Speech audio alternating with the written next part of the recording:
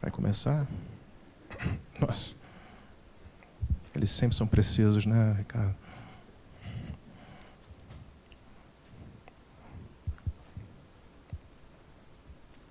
Tudo bem? Então vamos lá. Bom dia para quem nos assiste pelas redes sociais. Curso dos pais aqui, inserido no contexto da evangelização infantil. Então a gente vai fazer o evangelho rapidamente, depois a gente vai abordar um tema definido para a gente do Leis Morais.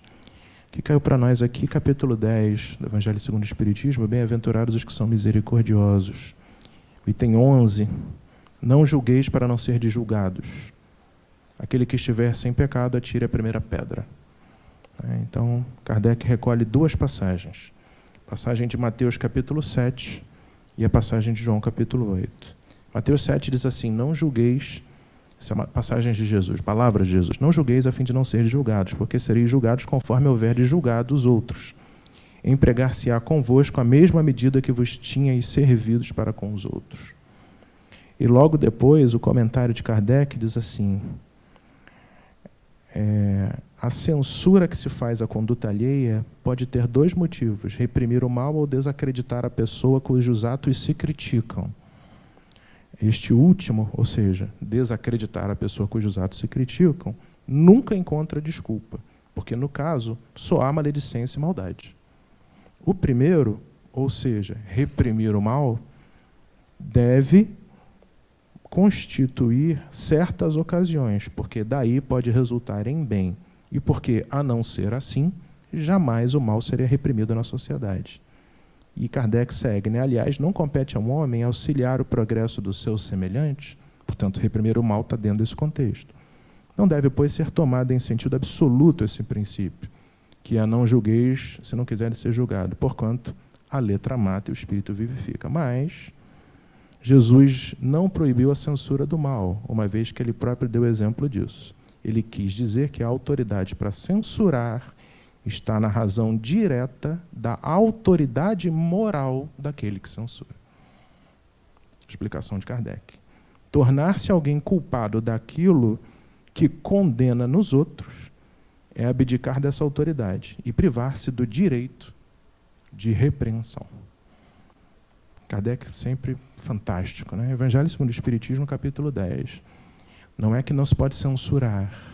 A questão é, a gente pode fazer isso desde que a gente tenha, obviamente, ficha limpa. A gente pode falar quando a gente tem moral para falar. E segundo, repreensão do mal tem o seu lugar para corrigir mal, não para expor pessoas, para ferir, para denegrir imagem. Denegrir não pode, é capacitismo, desculpe. Para tornar imagens ruins, etc. Então, a gente tem aí que tomar cuidado com a forma de julgamento. Isso é Kardec, Evangelho segundo o Espiritismo. Vou fazer uma prece rapidinho e a gente entra no nosso contexto. Mestre Jesus, nosso irmão querido, aquele que nos ensina que o julgamento, na maior parte das vezes por nós humanos encarnados, tem que estar restrito a condições muito específicas e que dificilmente a gente tem condições de saber. Mas a gente, Mestre Jesus, está aqui com o objetivo de aprender do Senhor, aprender do Evangelho, aprender das leis morais, e mesmo que a gente, às vezes, se equivoque ou escorregue, a gente tem, na verdade, no coração, e por isso estamos aqui, o desejo de aprender de Ti. Que o Senhor possa abençoar nossos estudos, que o Senhor possa nos ajudar na compreensão que vamos buscar aqui, que a gente encontre aqui, nesta mensagem que traremos a Teu respeito, a Tua palavra, e que essa palavra toque o nosso coração. Que a gente consiga, Jesus, na realidade, pegar o espírito da lei e, ao invés de fazer julgamentos, julgar a nós mesmos, olhar para nós mesmos e, derivando do Teu Evangelho, uma mensagem de crescimento e de harmonia espiritual. Fica conosco e que Teus enviados estejam por aqui conosco, como sempre estão. Graças a Deus. Então, vamos lá. A gente vai continuar hoje, meus irmãos, falando de uma lei que a gente já falou, acho que 2 sábados atrás a gente estava aqui juntos, né? Eu estava aqui, e a gente falou da lei da liberdade, vocês lembram?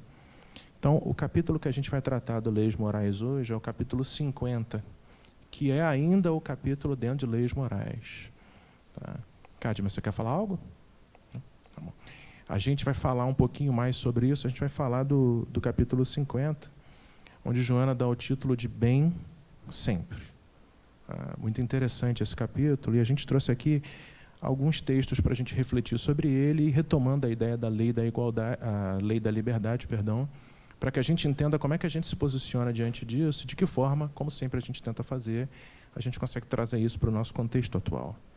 Você deve lembrar que a gente lá atrás, né, quando a gente falou da lei da liberdade, eu tentei trazer para vocês uma reflexão de que a gente pode ter 3 dimensões ou níveis de liberdade. Primeiro, a liberdade básica, a restrição da liberdade ou a permissão da liberdade do agir, do ir e vir, do andar, onde você está livre ou você está aprisionado, por exemplo, está encarcerado, ou você tem uma restrição outra, você tem uma restrição de fala, você tem uma restrição de audição, você tem uma restrição de visão. São restrições de liberdade do exercício pleno da sua encarnação como espírito aqui. Isso é a primeira dimensão. A segunda dimensão é uma dimensão mais conceitual. A gente tem liberdade de agir, de pensar, de falar, de produzir cultura, de produzir conhecimento, de adorar, de se relacionar. Então, uma liberdade mais responsável, um nível maior de liberdade. A gente chama isso de segunda dimensão. E tem uma terceira e última, talvez, dimensão na nossa divisão aqui, que é uma coisa mais do espírito, é mais complexa, é uma liberdade mais ontológica, mais espiritual. E a gente trabalhava naquele contexto a ideia de que Jesus sempre ia para essa terceira liberdade. É evidente, Jesus, por exemplo, mesmo com a restrição da sua liberdade, quando ele foi preso, ele nunca perdeu a liberdade de ser o espírito que ele era. Você deve lembrar que diante de Pôncio Pilatos, né, inquirido por Pôncio Pilatos, Jesus várias vezes se silenciou e outras vezes ele falou. Ele exerceu, portanto, a liberdade espiritual que ele tinha. Ele, que é o responsável pela criação desse planeta inteiro, estava diante de um homem que, naquele contexto, que era Pôncio Pilatos, era responsável pela Judeia, que era um Estado, dentro do país. Israel não era nem Estado, não era país, o contexto sociopolítico era outro, mas só para a gente fazer uma analogia, para a gente se situar. Então, aquele governador diante de Jesus, com a autoridade dele, inquiriu Jesus, Jesus, com a autoridade que Jesus tinha, manteve sua... E ele estava preso. Quer dizer, é uma liberdade muito maior quando a gente fala da questão espiritual. E é dessa liberdade que Kardec trata no seu livro dos Espíritos. As questões ali, 825 até 870 e pouquinho, que falam da lei da liberdade, é disso que ele está falando. E sabe por que isso é importante? Porque a gente tem hoje muita dificuldade, eu estou continuando aquela fala lá, de se posicionar com a liberdade que a gente pode exercer e de exercê-la bem. Porque nós temos muita liberdade. A gente não tem, Kardec fala nisso no Livro dos Espíritos, a liberdade completa, plena. Quem tinha liberdade plena aqui no planeta foi Jesus. Ele podia fazer o que ele absolutamente quisesse. Não só recursos para isso, como restaurar a orelha de uma pessoa que tomou uma espadada, ressuscitar uma pessoa, curar uma doença, olhar e ver 27 encarnações para trás de você. Jesus tinha liberdade plena. Nós não temos. Então, a nossa liberdade é sempre uma liberdade relativa ao contexto e ao nível de desenvolvimento espiritual em que estamos. Mas, dentro desse contexto e desse nível, a gente tem liberdade. A questão é que uso fazemos dela. Esse é o ponto. E o uso que a gente faz dela é o que Joana vai trabalhar aqui. É o que Joana vai trabalhar aqui. Porque a gente pode fazer o bom uso... Aliás, a gente leu isso, por isso que eu falo que eles são precisos. Né? O capítulo 10 do Evangelho segundo o Espiritismo tem 2 textos. Um texto é de Mateus, outro é de João. O texto de João é exatamente o texto que eu vou ler para vocês. Exatamente o texto que eu vou ler para vocês. Porque a gente tem aqui uma passagem e ela trabalha já uma questão de liberdade já desde o início. Eu vou ler uma passagem que para nós eu falo sempre dela, eu adoro, é João capítulo 8. A passagem é a passagem da mulher adúltera. Eu adoro essa passagem, porque ela representa, inclusive, a liberdade de um escritor lá no primeiro século, quando, diante de um mundo machista, sexista, que tratava a mulher como subalterna na sociedade, colocar dentro do texto evangélico o perdão de Jesus a uma mulher pega em adultério. Isso é liberdade. Isso é liberdade. Hoje, fazer isso no seu Facebook, ou no seu WhatsApp, ou no seu Instagram, provavelmente você ia ouvir coisas muito estranhas. Imagina a comunidade de João fazer isso 2000 anos atrás, dentro do seio do judaísmo. Isso é liberdade. E o uso da liberdade e a gente tem que ter muito cuidado ao abordar esse texto. Era uma liberdade permissiva? Estaria João incentivando pornografia, libertinagem sexual? Alguém aqui, por favor, em sã consciência, acha que esse foi o objetivo de João colocar isso no texto evangélico? Ou estaria João fazendo o que o Evangelho segundo o Espiritismo, capítulo 10, trata disso? O que Jesus está dizendo? Olha, cuidado com o teu julgamento. Sabe por quê? Porque a gente não conhece o contexto. A gente vai falar muito disso aqui hoje. A gente não conhece o contexto. E na nossa abordagem aqui, onde a gente está, obviamente, tratando de um curso de pais e responsáveis dentro do núcleo familiar, a gente também tem dificuldade, às vezes, de enxergar isso. Porque a responsabilidade de cuidar de um pequeno é enorme, mas ela tem uma liberdade relativa. Talvez você possa dizer assim, ninguém conhece minha filha ou meu filho mais do que eu. E isso pode ser verdade, nessa encarnação. Você conhece seu filho, talvez você que é mãe, mas ele ficou no meu útero, na minha barriga. Do início dessa encarnação até a idade dele atual ou dela, ele ficou. Mas e as outras? Você conhece mesmo o seu filho? Não. Você conhece a encarnação atual dele. Mas o espírito imortal que ele tem sido, você conhece? Então, diante daquela postura rebelde, daquela atitude esquisita, daquele contexto, daquele comportamento que você não sabe explicar, bem-vindo. Tem coisas muito antes dele entrar nessa encarnação que você, responsável, pai e mãe, não tem a menor ideia. E é normal isso. Não há culpa nem problema. Você tem a quantidade de informações que você precisa dele ou dela para cuidar dele ou dela agora. E é legal, e é bom, e é suficiente. Mas você não sabe o que seu filho ou sua filha fez há 10 encarnações atrás, nem o que você fez, nem o que seu marido fez. Já que a gente está falando, né, da parte negativa, vamos falar de maridos. Né? Vou falar de maridos. Não sei porque eu posso falar porque eu sou também, então estou falando de mim mesmo. Né? A única exceção aqui é o Ricardo. Né? O Ricardo é uma exceção. Entende? Então, o contexto do nosso conhecimento diante da abordagem das pessoas, da prática das pessoas, ele é limitado. E, portanto, nosso julgamento é sempre limitado e parcial. E, consequentemente, tem que ter cuidado com isso. E, portanto, o exercício da liberdade, ele tem que ser condicionado ou restrito ao nosso nível de conhecimento. Saber disso regula a nossa forma de agir. Esse é o ponto que eu estou querendo construir. Mas como assim? Como assim o exercício da liberdade? O exercício da liberdade é como é que você se relaciona com o próximo, é disso que estamos falando. Que tipo de posturas, comportamentos, que tipo de julgamentos, que tipo de abordagem, que tipo de falas, como é que você pensa a respeito do próximo, o que você fala do próximo, que mensagens você divulga a respeito do próximo, a partir da observação que você tem e faz dele. Esse é o ponto. Por que a gente está falando isso? Porque a nossa liberdade, sempre parcial, ela precisa ser, obviamente, eu vou repetir um pouco, considerada em função do que a gente sabe. Vamos ler o texto? Eu vou dar uma lida aqui no texto e a gente tem algumas mensagens que alguns dos nossos irmãos espirituais trouxeram para nós que tratam desse tema. É muito importante a gente entender e admitir isso para que a gente se regule, se controle e pare de exercer uma liberdade que nós não temos. Esse é o ponto. João capítulo 8, a passagem da mulher adúltera, é considerado pela maioria dos acadêmicos, daqueles que estudam e que fazem exegese hermenêutica do texto, como uma passagem que não é da comunidade de João. Aliás, quando a gente pega os manuscritos de João, essa passagem nos mais antigos não estava lá. Ela foi adicionada posteriormente, muito provavelmente. E ela tem uma cara de sinótica, ela tem uma cara de Lucas. A forma como está escrito o texto, o jeitão, é um jeitão de Lucas, não é um jeitão de João.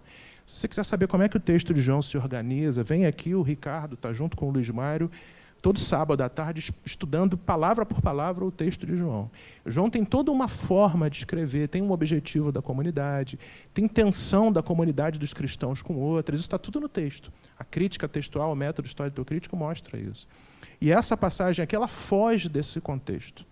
A Bíblia de Jerusalém tem uma nota que diz assim, olha, esta perícope, colocada mais tarde por outros, deixa transparecer o estilo sinótico e não é de João. Poderia ser atribuído a Lucas, mas a sua canonicidade, seu caráter inspirado e seu valor histórico não são contestados por absolutamente ninguém. Sabe por que eu estou dizendo isso? Porque João é um inovador textual, ou a comunidade de João, quando esse texto entra aqui, pelo que eu já falei. Jesus foi para o Monte das Oliveiras, João 8:1. Norte, Galileia, Mar da Galileia, desce Rio Jordão, sul, Jerusalém, Judeia, logo ao Monte Moriá, em cima dele o templo, 60 metros de altura, 180 quilômetros quadrados de extensão, vários pátios, sacerdotes andando, sacrifício comendo solto, levitas passando apressados, escadaria do templo, Jesus ensinando ali, o seio da religiosidade judaica. É desse lugar que a gente está falando. Jesus sai, desce as escadas, cai num valezinho que tem ali, sobe um pouco o Monte das Oliveiras. Você vai a pé em 5 minutos, em frente ao templo. Ainda está lá até hoje. Tem as oliveiras, onde aqueles estavam moendo as olivas para fazer azeite. Tem uma igreja franciscana lá que é maravilhosa. Maravilhosa. Eu tive o privilégio de chorar naquela igreja. Porque, obviamente, quando você vai visitando esses lugares, você não consegue fazer outra coisa a não ser se espiritualizar e chorar, né? Jesus está ali, está por ali, nas cercanias. Olha o que acontece. E percebe o simbolismo do que é. É como se você estivesse hoje no Vaticano, ou em Meca. É nesse lugar. Antes do nascer do sol cedinho, já se achava lá, e todo o povo vinha a Jesus, sentava-se e ensinava. Problema. Jesus não era nem rabino ou raboni formal, porque nenhuma sinagoga tinha o nome de Jesus inscrito, nem era mestre da lei formal. Por que ele estava ensinando no templo? Quem era ele para ensinar no templo? Visão dos judeus. Problema. E Jesus já estava sendo odiado lá pelas tantas por aqui. E isso não é o texto de João. Ricardo sabe disso. João não escreve assim. Aliás, olha o que diz aqui. Os escribas e os fariseus. Escriba e fariseu são duas palavras que Lucas condena o tempo todo no seu Evangelho da Misericórdia. E João trata de outra forma. Não vou gastar muito tempo com isso, mas só para você entender que esse texto é um texto mais tardio. Os escribas e fariseus, então, trouxeram uma mulher surpreendida em adultério e, colocando-a no meio, disseram: mestre, essa mulher foi surpreendida em flagrante delito de adultério. Na lei, nos ordena apedrejar. Tu, pois, que dizes?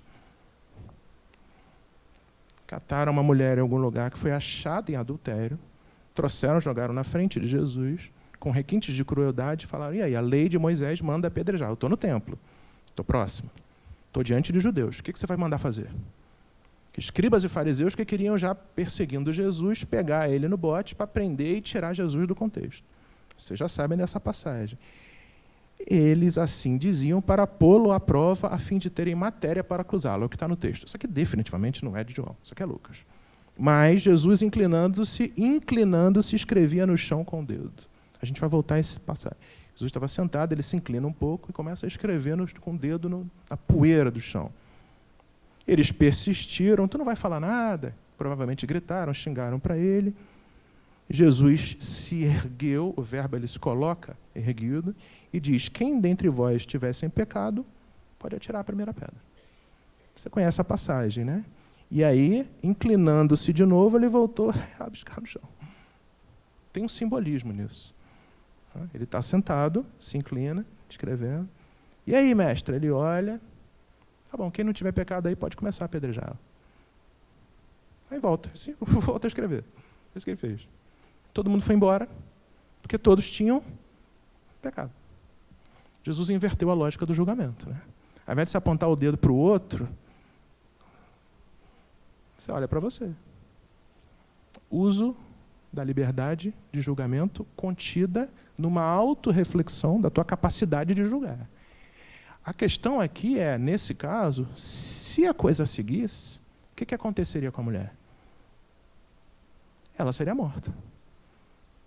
Ela seria morta. E com o aval da lei. Tranquilo. Vamos trazer para os tempos atuais, né? Que tipo de julgamento a gente pode fazer com o aval da lei? Aqui o leiam bem lato, né? E que pode significar produzir uma consequência parecida com o apedrejar de alguém. Que tipo de crítica a gente faz para o colega do nosso filho, da nossa filha na escola? Por quê? Você está andando de novo com aquela menina? Já te falei que... Ó, a titia que vem aqui, deixa eu te falar, vem cá, a titia que vem aqui, ela é uma titia esquisita. Ela tem umas coisas estranhas, ela usa umas coisas... Não comente. Amor, você vai de novo na casa da tua...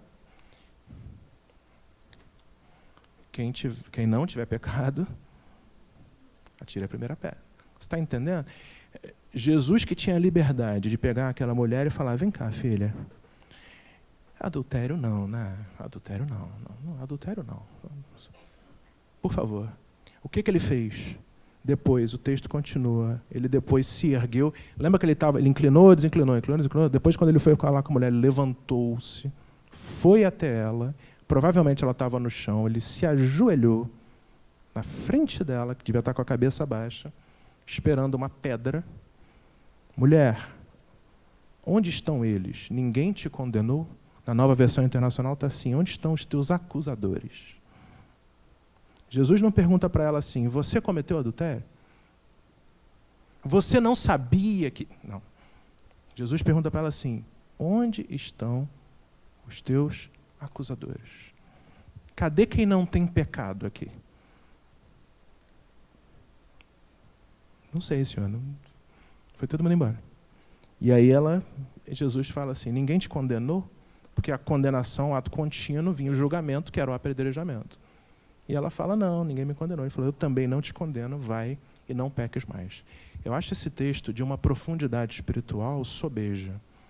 Agradeço à comunidade de João que teve coragem de inseri-lo no Evangelho. É o único Evangelho que tem esse texto, o de João. O mais tardio. Né? A comunidade tinha maturidade para colocar esse texto aqui.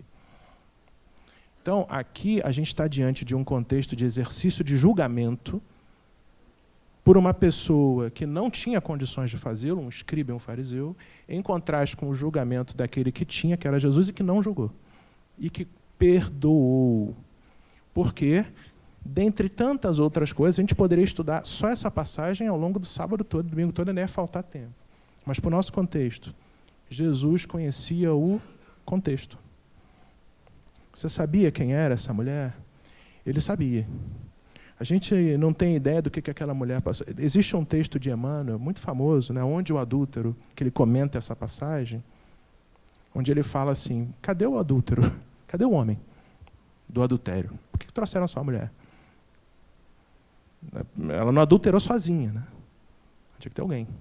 E pressupõe-se naquela época, hoje obviamente seria algo completamente tolerável, que ela estava diante de uma figura do sexo masculino em atos de adultério. A homoafetividade naquela época era completamente inaceitável, né? Inaceitável. Então, cadê o adúltero? Que a lei também condenava, tá? Mas percebe que estamos aqui diante de um contexto machista, sexista, diante de uma acusação. E, na verdade, eles não estavam nem um pouco preocupados com o pecado dela. Eles queriam pegar Jesus. Eles só a usaram. Mas Jesus inverteu a lógica. Jesus inverteu a lógica. E ele trata a mulher com o nível que ela precisa na sociedade. Mas tem aqui uma liberdade nível, uma liberdade nível 3 aqui da nossa escala, né? Que é Jesus, antes de falar mal, antes de condenar, antes de julgar, ele olhar compassivamente para aquela mulher. Ele entendeu o que estava acontecendo. E, consequentemente, ele refreou a liberdade que ele tinha, não só de julgar, como de falar mal dela. Todo mundo falou mal dela, menos Jesus. Existe um texto que eu queria falar, né, o Emmanuel. Existe um livro de Emmanuel chamado Nós, primeira pessoa do plural. No capítulo 18, ele comenta, lembra que eu falei, aquele pedacinho que fala ali, eu vou ler para vocês o que o Emmanuel fala. É muito interessante, porque ele chama assim, ele comenta o ato de inclinar-se e escrever na terra. Ele dá o título assim, como falas? Como escreves? Essas duas perguntas são o título do texto do Nós, de Emmanuel. E ele, olha só como é que ele fala, é curioso. Tá? Isso aqui é 1940 e pouco, com Chico, psicografia de Chico. Quanta gente não abusará dos recursos da escrita por veicular imposições e difundir enganos na terra? Emmanuel está escrevendo isso em 1940 e pouco. Ele não está no Brasil em 2022, às vésperas do que a gente sabe que vai acontecer. Não vamos nem entrar nessa discussão aqui. Quantos espíritos desencarnados valem-se dessa possibilidade de escrita para atender a caprichos individuais? Quantas vezes, olha o que Emmanuel pergunta, gente, quantas vezes nós mesmos movimentamos o jornal ou o livro pretendendo impor a nossa interpretação individual? Eu vou atualizar, Emmanuel. Quantas vezes nós movimentamos o WhatsApp, o Facebook, o Instagram, o Twitter, para atender a nossa interpretação pessoal? Esse é o como falas ou como escreve. Aí Emmanuel fala assim, ó, importa considerar que o Mestre Divino escreveu na Terra. E ele pega e faz uma leitura genial disso. O Jesus escreveu na Terra. Ele pergunta isso. Você tem alguma ideia do significado e do simbolismo desse gesto? Emmanuel pergunta, e ele mesmo responde. Quem pode passar no planeta sem grafar alguma ideia nos caminhos do mundo? Nem todo homem gravará páginas, mas todos escreverão na Terra a história da sua passagem comum. Ou seja, encarnado deixa registro na Terra. Não é na terra do templo, não. É na terra das nossas vidas. Cada fala, cada ato, cada gesto, cada crítica, cada perdão, cada atitude que a gente faz aqui, fica gravado aqui. E isso é a marca que a gente deixa como exercício do nosso direito de interagir e reagir nos outros, com os outros e pelos outros. Emmanuel diz o seguinte, no campo vai traçar leira, vai plantar árvore. No entanto, você vai levantar templos e edifícios em prol do seu desenvolvimento. E olha o que ele diz mais. A Terra é o grande livro que o Senhor nos deu para a nossa formação espiritual. Quantas vezes a gente fala isso, né? Que a nossa encarnação é a oportunidade que a gente tem de se desenvolver. E a gente está escrevendo na Terra, no nosso dedinho aqui, igual Jesus fez lá no templo. A questão é, a gente está escrevendo para condenar ou está escrevendo para perdoar? Se pegar o nosso livro da Terra, a gente vai ter mais páginas do perdão ou mais páginas da crítica? E mais, como é que a gente traz isso para dentro da nossa família? É evidente, né? Se perguntar para o meu filho, o que ele dirá de mim? Eu sempre faço essa pergunta incômoda aqui, né? Qual é a experiência que ele tem dentro de casa? Que tipo de pai e mãe ele encontra? Que tipo de comentário ele ouve? Que tipo de texto ele lê? Que tipo de filme ele assiste? E isso vale para tudo, tá, gente? O texto de Emmanuel segue, eu não vou ler ele todo, ele termina assim, olha, vê o que gravas nas páginas da tua vida. Tuas mãos e atitudes gravam sempre a todo minuto, com as tintas luminosas ou sombrias do coração. Liberdade. Liberdade. Essa liberdade a gente tem. O que a gente escreve na Terra é coisa nossa. É coisa nossa. A gente pode escrever o que a gente quiser. Né? Muito interessante esse contexto de Emmanuel. E tem mais uma. Né? No Emmanuel tem uma passagem onde ele fala da importância do controle da língua. Aliás, o próprio texto de Joana, vamos a ele, quando a gente pega aqui o Leis Morais, capítulo 50, que é o texto base da nossa reflexão, evidentemente, Joana traz isso. Lembra que Joana o título é O Bem Sempre. Tem um texto de Santo Agostinho. Santo Agostinho, quando estava comentando, ele escreveu muita coisa boa. Ele estava comentando e perguntaram para ele assim, Santo Agostinho, como é que é essa história do julgamento, o que a gente pode ou não pode fazer? Ele respondeu assim, ama, depois faz o que quiser. Ama, depois faz o que você quiser.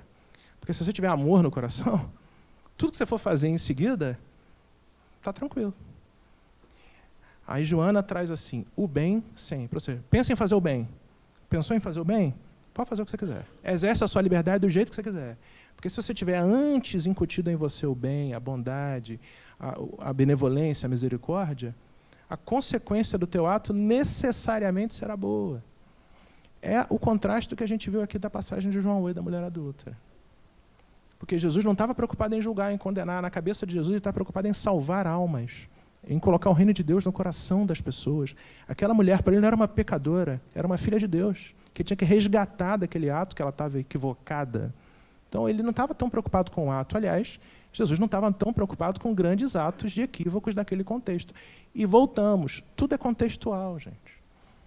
Tudo é contextual. Há 2000 anos atrás, o que era inaceitável socialmente, hoje, é não só tolerado, como estimulado, como colocar na televisão para nosso filho.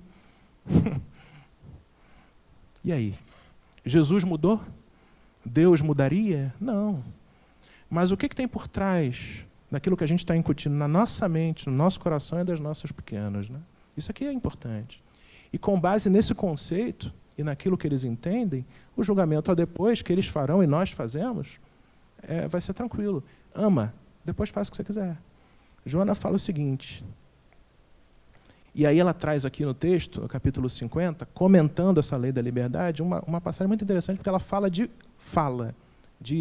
conversa, de ataque verbal, é isso que ela está falando aqui, de comunicação violenta.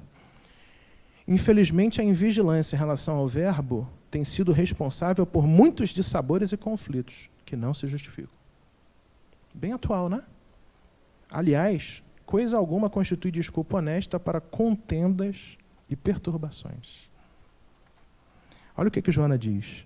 Toda interpelação agressiva, verbete ferino, reação violenta são ingredientes para a combustão do ódio e semear amargura. E ela dá o gabarito, isso estou lendo Leis Morais da Vida, tá? Da Joana, psicografia do Divaldo, capítulo 50. E ela dá o gabarito assim, como é que você faz para ter o bem sempre? Ou no caso de Santo Agostinho, como é que você faz para ter o amor e depois, antes de qualquer coisa? Ou na visão de Jesus, como é que você faz para ter um coração puro, íntegro? Ela está falando a mesma coisa. Dos hábitos mentais, suspeita, ciúme, inveja, animosidade e fixação, como dos condicionamentos superiores, reflexão, prece, humildade, autoexame, decorrem atitudes quando se é surpreendido pela antipatia espontânea de alguém em si mesmo e de todos. O que ela está querendo dizer? O que a gente cultiva no coração condiciona, direciona a nossa reação diante do mal. Por que é o bem sempre? Porque se a gente tiver no coração reflexão, prece, humildade e autoexame, mesmo diante do mal, nossa reação será alta, positiva. Mas se a gente tiver suspeita, ciúme e inveja, o que a gente vai produzir? E a gente ter ou estar no nosso coração com esses elementos é exercício da liberdade. O condicionamento da nossa mente, do nosso coração, é coisa nossa. É a gente que faz. Aliás, é para isso que estamos aqui, para aprender a nos condicionar para o bem.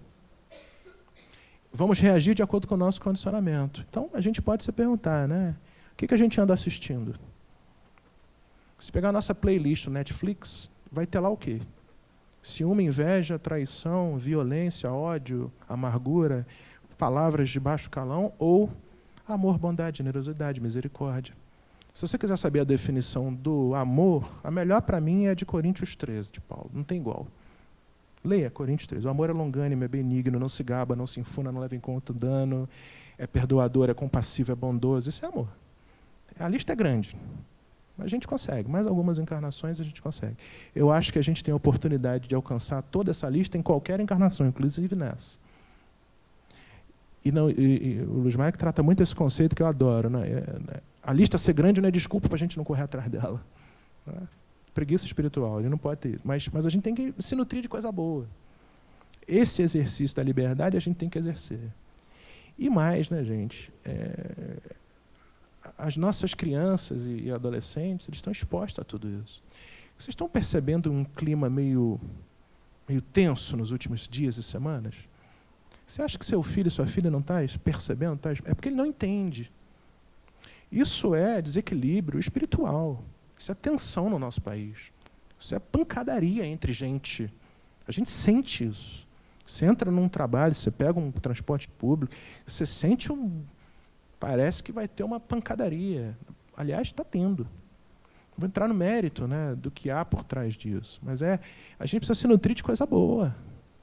A gente precisa colocar na nossa casa coisa boa. Porque senão a resposta vai ser o mal sempre. O mal sempre.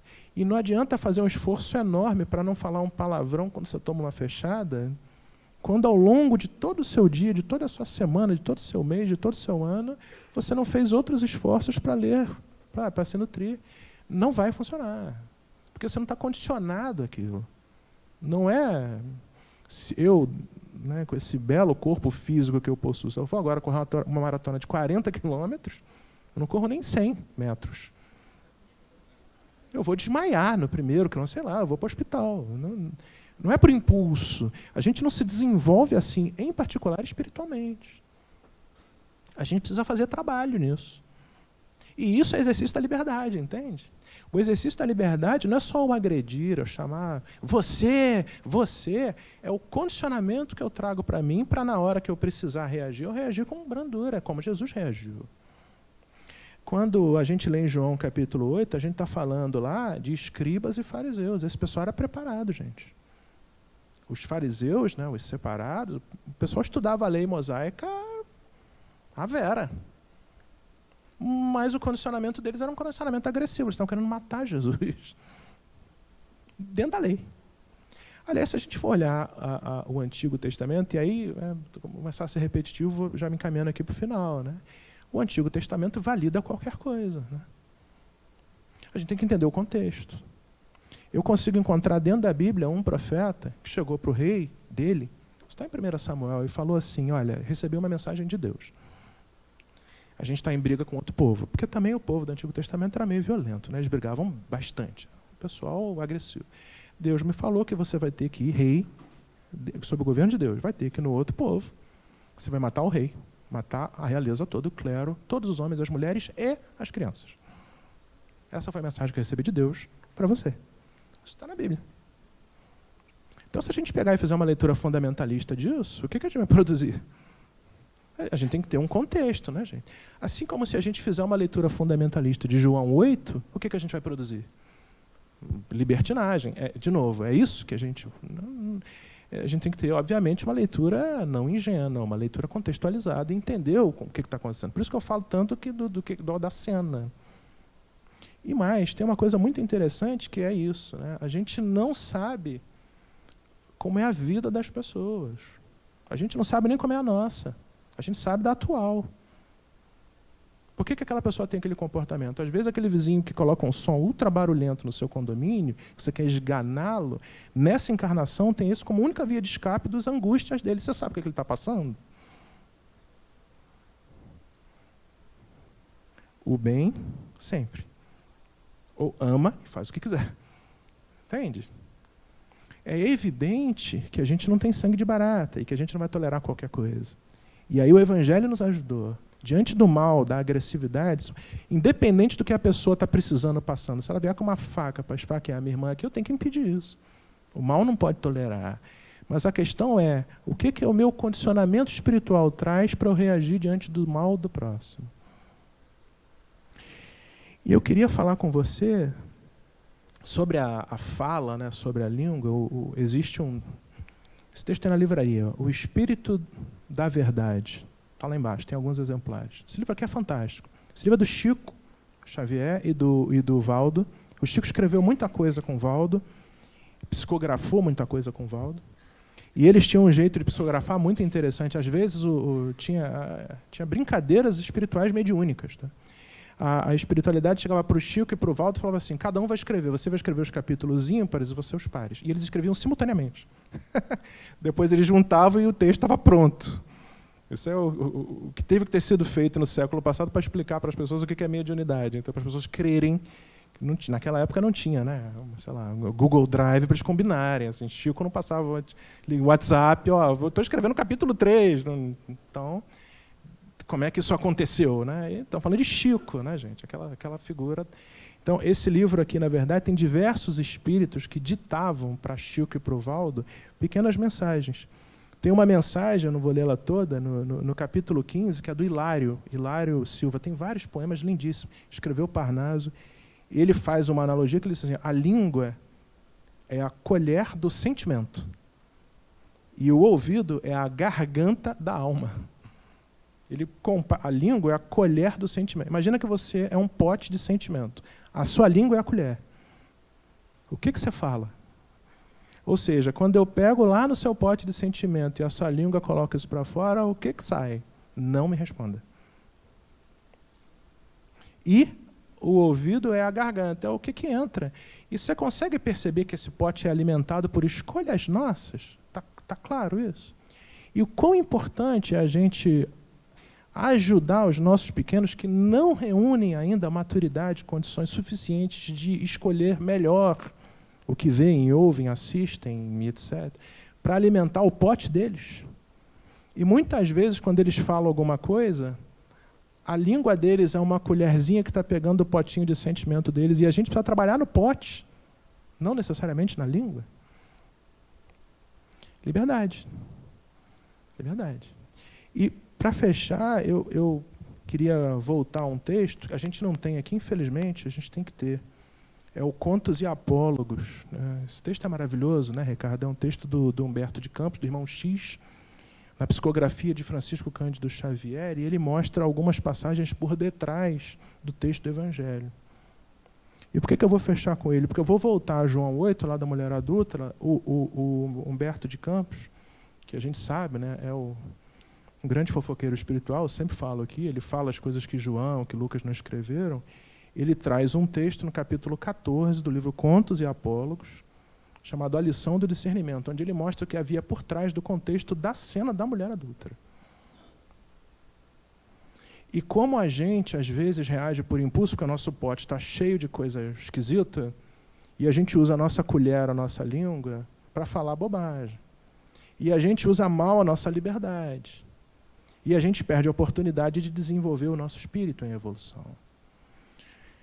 O Humberto de Campos traz, no 14 do Contos e Apólogos, a lição do discernimento, o resultado por trás da cena. Acabou a cena, Jesus perdoa a moça, ela vai, ele está com os apóstolos ali, Monte das Oliveiras, ele se recolhe e vai andando com seus apóstolos mais próximos, o núcleo duro. E aí alguém chega para ele e o interpela zelosamente. Quem era? Pedro, né? Tinha que ser Pedro. Pedro chama, olha o que fala, mestre, desculpando os erros das mulheres que fogem ao ministério do lar, não estamos oferecendo apoio à devassidão? Abrir os braços no espetáculo deprimente que acabamos de ver não será proteger o pecado? Olha Pedro alfinetando Jesus. Judeuzão, mais antigo, mais idoso, tradicional, familiar, tinha sogra e mãe em casa, tinha uma comunidade que ia cuidar. Pô, espera aí, Jesus, perdoar, tudo bem, mas espera aí, mestre, você exagerou. Em público, exagerou. Imagina se isso para no Face. Jesus perdoa a adúltera. Vai dar ruim aqui, ô Jesus. Exagerou. Jesus, o texto é maravilhoso. Jesus meditou e respondeu: Simão, sempre seremos julgados pela medida com que julgamos nossos semelhantes. Isso é o texto do Evangelho que a gente leu, né? E Simão foi de novo: mestre, compreendo a caridade que nos deve afastar dos juízos errôneos, mas porventura conseguiremos viver sem discernir? Uma pecadora trazida ao apedrejamento não perturbará a tranquilidade das famílias. Olha Pedro defendendo a boa moral familiar. Não representará um quadro de lama para as crianças e para os jovens? Não será uma excitação à prática do mal? Eu estou fazendo aqui uma brincadeira, mas, salvo o melhor juízo, Pedro estava intimamente nas melhores das boas intenções. Ele era um cristão genuíno, ele estava com Cristo. Eu falei: Jesus, tem um limite nisso. Espera aí, tudo pode? E aí Jesus vai trabalhando o pote de Pedro. Pedro, cuidado com a tua liberdade no julgamento, porque da forma que você julga, serás julgado. E eu entendo, Pedro, a tua preocupação com a família, eu também tenho.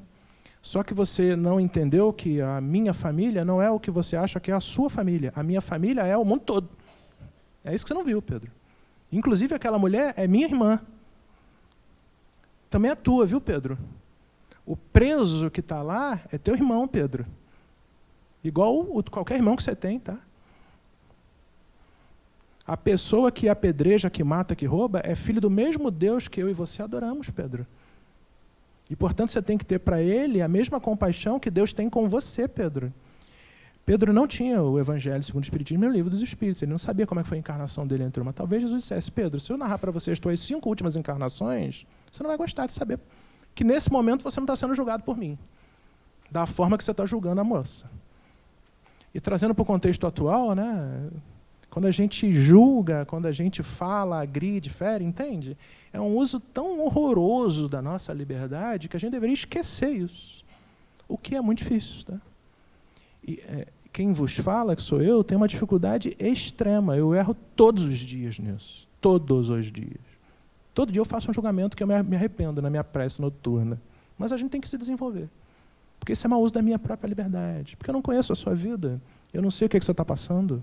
Eu não sei qual é o problema que tem o teu filho, a tua filha.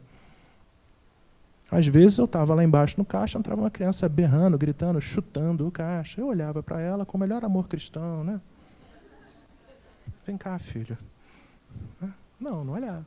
Eu não sei o que aquela criança passou, entende? Eu não sei como é que foi a noite. Não é para julgar. Não é para julgar. O pai não dá educação. Pelo amor de Deus. Sabe-se lá eu o que está acontecendo? Às vezes aquela criança está na melhor encarnação dela. E eu não sei.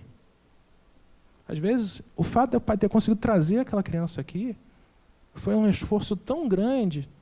Comprou uma briga com um cônjuge que não aceita, acha que isso aqui é... A gente está aqui para fazer sacrifício de bode, sei lá, algumas coisas loucas que as pessoas falam.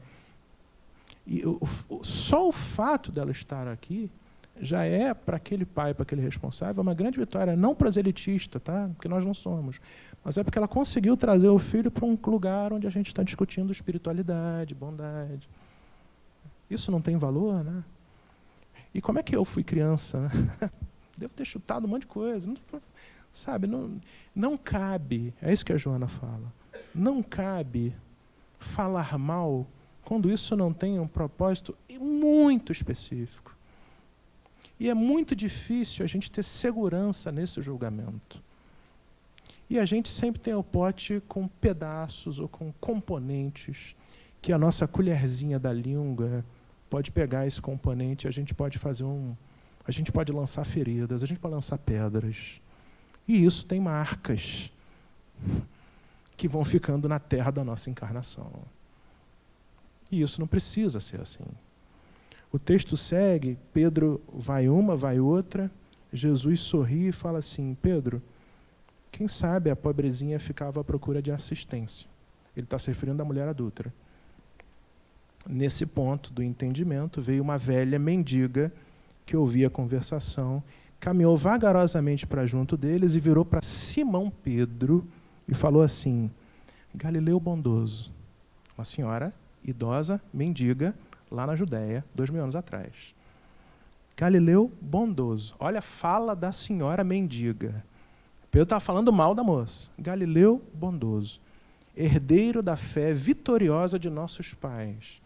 Graças sejam dadas a Deus, nosso poderoso Senhor. Essa foi a saudação da mulher. Se eu sou Pedro, eu imediatamente baixo a cabeça e já começo a pedir desculpas. Só pela forma como aquela mulher se dirigiu a mim. Ela não conhecia Pedro. Olha o que ela vai falar. A mulher apedrejada é filha da minha irmã paralítica e cega. A mulher idosa tinha uma irmã paralítica e cega. E a mulher achada em adultério era a filha dela. Entende o que a gente não sabe do contexto? Mudou, não mudou? Você está pensando diferente da mulher adúltera? Eu pensei. Pedro deve ter pensado também. Olha o que a história fala. Moramos nas vizinhanças e vínhamos ao mercado em busca de alimento. Muito comum ter os mercadinhos de troca e de escambo de alimentos próximo ao templo. Você acha ainda vestígios arqueológicos disso. A moça saiu, provavelmente com a irmã da mãe, a mãe era paralítica e cega, ela pegou a tia e saiu para comprar alimento. Abeirávamos daqui quando fomos assaltadas por um rapaz que, depois de repelido por ela em luta corpo a corpo, saiu a indicá-la ao povo para a lapidação. Simplesmente porque a minha filha infeliz, a minha sobrinha infeliz, desculpe, digna de melhor sorte, não tem tido até hoje uma vida regular. Alguém sabia disso? Isso não está no contexto do Evangelho. Será que os escribas e os fariseus sabiam disso? Jesus sabia. Você entende a vida dessa mulher? Jesus não falou para ela assim, pode fazer o que você quiser. Ele falou assim, vai e não peques mais. Mas Jesus sabia do que estava no coração daquela moça. O contexto que está por trás. Então Jesus sabia. O problema é que a gente não sabe. Ou eles talvez não soubessem. Então aquela mulher foi, o rapazinho, um pivete. Foi pegar o dinheiro dela, ela lutou com o garoto, conseguiu se desvencilhar, ele foi embora, sabendo, adúltera. Os escribas e os fariseus olhavam, opa, peraí, isso me interessa. Tem uma adúltera aqui? Jesus está ali? Traz ela. Pegaram a mulher, jogaram na frente de Jesus, e aí, mestre? Foi pega e adultério, hein? Posso apedrejar? Entende a cena? E Pedro estava dizendo para ela, mas Jesus, adultério não, né? Pô. Eu não tinha a menor ideia do que ele estava falando. Pois não? Ela era. Porque ela perguntou se ela era adúltera, está aqui no texto que ela tinha uma vida irregular. Ambas estamos feridas e com dificuldade, tornaremos para casa. Se é possível, Galileu generoso, a senhora falando, restabelece e faz a justiça. O problema é, o fato dela ter a vida sexualmente reprovável pela lei não seria suficiente para esse julgamento tão maldoso que os apóstolos fizeram, que os escribas e fariseus. E mais, minha irmã, Pedro não sabia desse fato, e o julgamento que ele continuou fazendo, mesmo depois de Jesus falar, mostrava que o pote dele estava cheio de rancor, de amargura. E Jesus foi trabalhando. Pedro, calma, Pedro, você não sabe o que está acontecendo.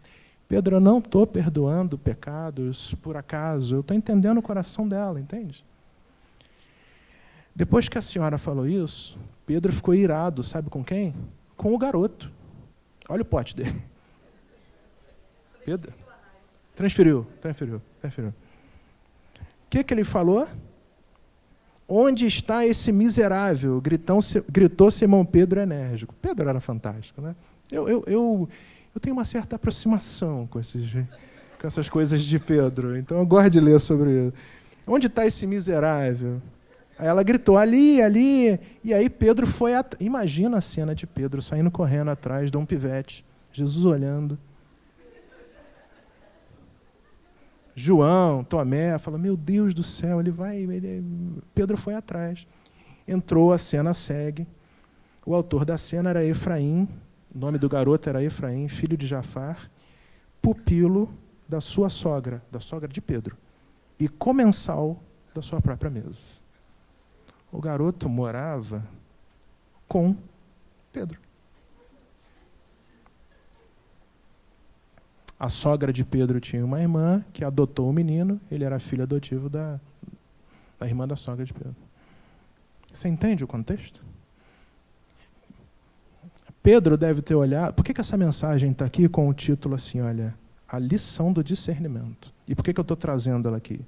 É muito difícil a gente comentar isso, sobretudo publicamente, né? Mas Pedro, diante disso, porque o que ele ia fazer? Se ele pudesse, ele esganava o menino. Mas como é que ele ia falar isso para a sogra dele, Pedro? Aliás, para a irmã da sogra dele. O Efraim, que está aqui na minha casa, é um garoto que fica... Lembre-se que esse menino ia roubar a moça no mercado. Tá certo? Não sei se você sabe, mas a lei mosaica também condena o furto. Em alguns casos, sabe qual era a pena? Isso, corta a mão. De lei mosaica vocês entendem, né? Quero ver se entende o Evangelho. Corta a mão. Então, Jesus poderia virar para Pedro, Pedro, muito bem, vamos fazer justiça. Você não está querendo fazer justiça com a mulher adúltera? Tá bom, vamos lá apedrejar a moça, pega o Efraim e corta a mão. Aliás, leva a mão para sua sogra, para você falar com ela. O pupilo que ela criou. Aliás, Pedro, ele é comensal da sua casa. Não sei se você sabe também, mas quem comia na mesa com o judeu era muita intimidade. Não era hoje, vamos almoçar aí. Para você se servir à mesa de um judeu, você tinha que ter intimidade familiar. Por isso que você vê em várias passagens Jesus Cristo sendo convidado para comer, etc. Angustiado em lágrimas de cólera e amargura, Simão adiantou-se para o Cristo à maneira do menino necessitado de proteção e bradou, mestre, mestre, que fazer? Entende? Agostinho diria, ama, Pedro, depois faz o que você quiser. Ou Joana diria, Pedro, faz o bem sempre. Ou talvez outros falassem assim, Pedro, para de julgar, de falar bobagem, de agredir. Segura o teu julgamento para você e tenta fazer o teu julgamento de ti mesmo. Exerce a tua liberdade, o teu conhecimento da lei, daquilo que você entende que é o correto, para ti. E traz o Efraim para dentro dessa postura. Ao invés de se preocupar com a mulher adúltera, Pedro, se preocupa com o Efraim. Que se tivesse sido bem ensinado na tua casa, talvez eu não estivesse roubando. Olha eu fazendo julgamento. Jesus não falou isso. Sabe o que Jesus falou? Pedro, não julguemos para não sermos julgados. Aprendemos a discernir com amor. Entende? Então, quando a gente fala de liberdade, de julgamento, de fala que fere, de comentário esquisito em rede social, a gente precisa fazer uma reflexão mais profunda do exercício da nossa liberdade, para que a gente consiga, de fato, entender o nosso julgamento. E isso, obviamente, inclui nossos pequenos, nossos filhos e filhas, que estão expostos a tudo isso, que estão o tempo todo julgando e sendo julgados, que estão o tempo todo falando e ouvindo, que estão lendo e vendo e tudo mais. Então, que a gente possa... Isso é altíssimo nível de reflexão de liberdade, mas isso é a lei de Deus. O exercício da liberdade com o sentimento correto, para que a gente, ao produzir um ato diante do nosso semelhante, produza um ato de amor, de bondade, de paz. A gente não sabe o contexto. A gente não sabe o contexto. A gente não sabe o contexto, repito, nem de nós mesmos, nem muitas vezes dos nossos filhos que estão na nossa casa. E não é porque a gente é desatento só não, é porque o contexto é muito maior. De novo, na sequência infinita de encarnações, a gente consegue ter uma. Então, o seu garoto ou garota de 12 anos, você conhece ele há 12 anos. Só. Ele tem uma vida encarnatória enorme. E isso tá manifesto. Sabe, sei lá, eu quem era Efraim? Não sei, não faço a menor ideia. Então, a gente precisa ter cuidado. E cuidado com aquilo que a gente produz de julgamento, de fala, sobretudo para a condenação. Tá bom? Vamos orar e a gente fecha. Querido Mestre Divino e Amoroso Jesus, difícil, né, Mestre, a gente, no nível atual, diante daquilo que a gente vê, que a gente considera errado, não emitir pelo menos os pensamentos ou as intenções de julgar, de condenar. E a gente sabe, Jesus, que o Senhor nos ensinou o tempo todo que não é assim. Então, eu peço por nossa comunidade, por todos que estão aqui, por todos que nos assistem, que mais uma vez o Senhor, como fez com Pedro, né, nos coloque no seu peito como crianças e nos ensine que o amor, a bondade, como disse Joana, como disse Agostinho, são os sentimentos que a gente deve nutrir todo dia para que a gente consiga alcançar o patamar espiritual, que é o patamar de pensamento bom que o Senhor nos ensinou.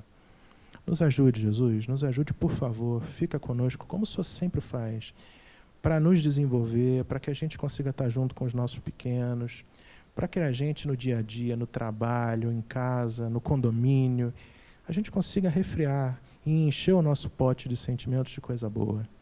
Eu sei que o Senhor deixou para nós tudo de bom, mas que o Senhor e suas forças espirituais, seus amigos que estão aqui, que eles estejam em nossa casa, que estejam junto conosco, para nos ajudar a cada vez mais nos fortalecer espiritualmente com amor e com bondade. Muito obrigado, Mestre Jesus, pela oportunidade de estudar o Teu Evangelho. Obrigado por todo o esforço dos Teus enviados, por João, querido amigo, que escreveu isso no seu texto, e que todos nós tenhamos a postura que o Senhor tem, de antes de tudo termos amor. Que a gente vá em paz para nossas casas, nossos filhos nos recebam e que tenhamos um sorriso alegre com eles e que eles percebam em nós o amor que o Senhor nos deu. Graças a Deus.